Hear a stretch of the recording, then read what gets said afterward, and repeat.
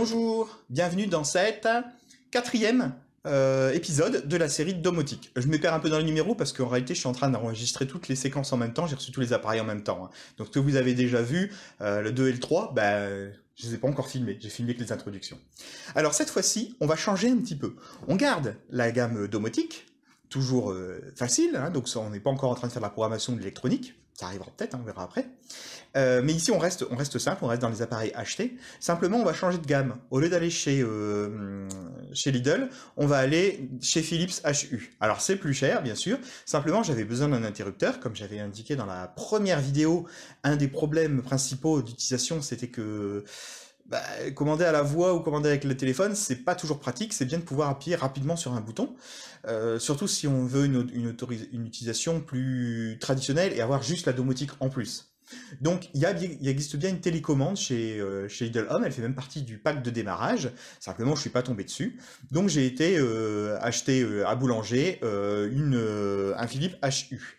Voilà, je vous le montre ici. C'est plus cher forcément, ça vaut 19,99 €. Alors j'ai pas le prix chez Lidl, mais 19,99 € ça me semble déjà quand même plus cher. Hein. On va voir un petit peu ce qu'il y a dedans. Voilà, alors là vous le voyez de près, Philips Hue. Je vais déballer ça.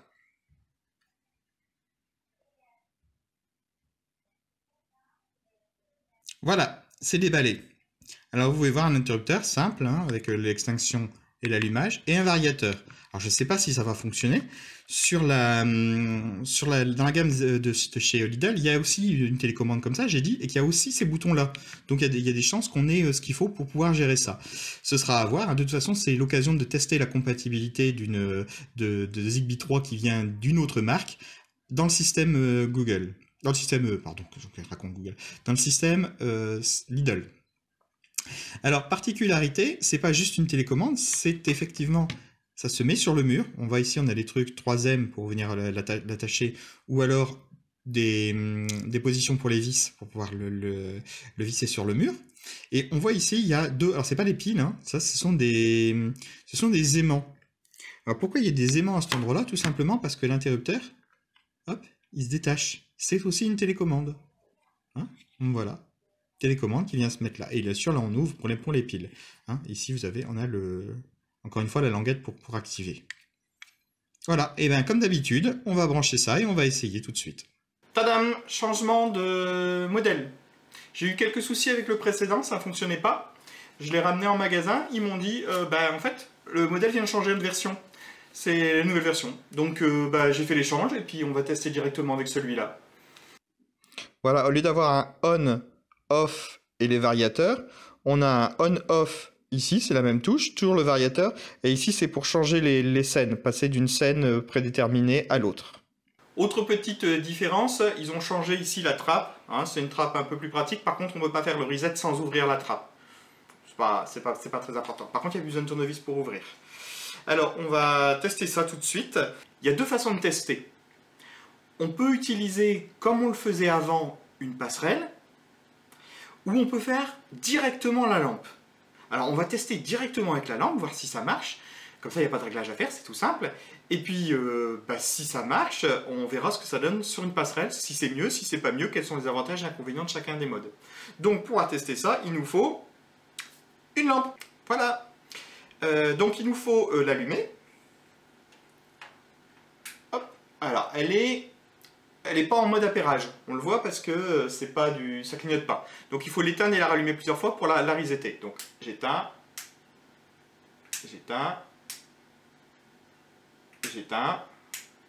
voilà, elle est passée en blanche et elle se met à clignoter légèrement. Pour la télécommande, c'est pareil, je vais devoir la resetter. Donc je la reset. Je pense que c'est bon. Et je fais l'appairage. Alors pour ça, il suffit de pointer la lumière et d'appuyer longtemps sur le bouton Power et attendre qu'il se passe quelque chose. Et on attend que la synchronisation se fasse. Alors, voilà, ça clignote bien. Voilà, c'est passé en vert. Ça s'est éteint. Elle continue à clignoter par contre, ça ne devrait pas. J'essaye. Alors, vous ne le voyez pas, mais ça s'est appairé avec une autre lampe qui est là-bas. Donc je vais recommencer. Bah écoutez, ce que je vais faire, c'est que je vais essayer de me mettre ailleurs, dans une autre direction, et on va voir ce que ça donne. Alors, je me lève, je me bouscule, comme d'habitude. Voilà, alors j'essaye ici, je reset, je pointe. Cette fois, je suis dos à la lampe qui me posait problème. Voilà, la lampe est allumée, elle s'est synchronisée, et on peut donc l'utiliser directement. Je vous montre ça. Alors, je m'assois, extinction, allumage, baisser l'intensité, c'est un peu lent, voilà, ça baisse, monter l'intensité, et bien sûr le mode HUE ici qui permet de passer d'une scène à l'autre. Voilà, alors ça a donné l'impression de marcher tout seul, à part le petit problème avec la lampe de plafond. En réalité, j'ai passé énormément de temps, j'ai passé une demi-heure à la synchroniser cette lampe. Ça avait marché une fois avant de faire la vidéo, et là j'ai galéré comme c'est pas possible. J'ai fait des manipulations en laissant appuyer, en faisant un reset, en m'éloignant, en me rapprochant, c'était très compliqué. Mais bon, ça fonctionne, ça fonctionne. Autre chose, ici on a appairé la télécommande avec la lampe. Imaginons maintenant qu'on va utiliser la lampe dans le système domotique pour réagir à un événement ou la mettre dans un groupe, pour une ambiance ou quelque chose comme ça. Comment je fais? Eh bien, je ne peux pas prendre mon application Lidl Home et le faire rechercher, puisqu'elle n'est pas en mode de recherche. Et pour la mettre en mode de recherche, il faut que je la reset, et donc elle ne serait plus appairée avec la télécommande. Ce qui veut dire que si on veut utiliser ça dans un ensemble domotique, on est obligé de passer par l'appairage de la télécommande avec la passerelle, et non pas directement la télécommande vers la lampe. Donc c'est ce qu'on va voir maintenant.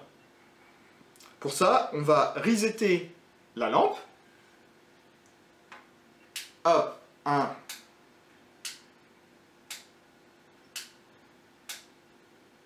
Voilà. On va resetter la télécommande. Hop. Voilà. Et on passe dans l'application pour faire le paramétrage avec la passerelle. Ok, alors comme d'habitude, on va dans Lidl Smart Home et on va ajouter un nouvel appareil. Donc on va ajouter un appareil, alors c'est pas là-dedans, on va aller dans Autre et on va choisir télécommande. On choisit la station à paramétrer, la passerelle. Il nous indique comment il faut réinitialiser la télécommande. Bah évidemment, nous c'est pas la même. Bon. Et voilà, l'ajout de l'appareil en cours. Et ça n'a pas marché, on a dépassé le temps de connexion. Donc ça ne fonctionne pas. On va essayer autre. Il y a la possibilité de faire autre chose. On va essayer l'autre. Alors, il me demande de sélectionner le Wi-Fi. Donc en fait, a priori, c'est que pour ajouter des composants Wi-Fi. Ici, on va essayer l'autre 2, puisqu'il y a un autre 2 avec un autre symbole. On va essayer ce que c'est. Eh bien, c'est du Bluetooth. Donc, il n'y a pas moyen, en fait.